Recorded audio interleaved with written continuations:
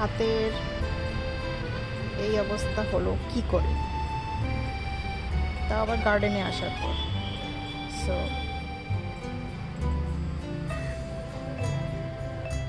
আমার আঙুলের এরকম অবস্থা হলো বিকজ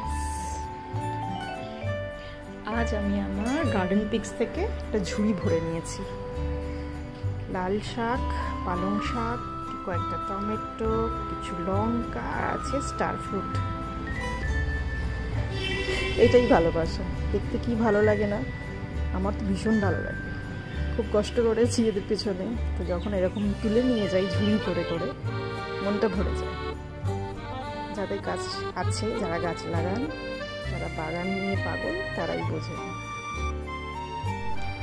আমার বসানো শিম গাছ ফুলও এসে গেছে, ফুলগুলো দেখতে সুন্দর, ফলও হবে। কিছুদিনের মধ্যে আমি শিমও তুলে নিয়ে যাবো ছাদ বাগান থেকে।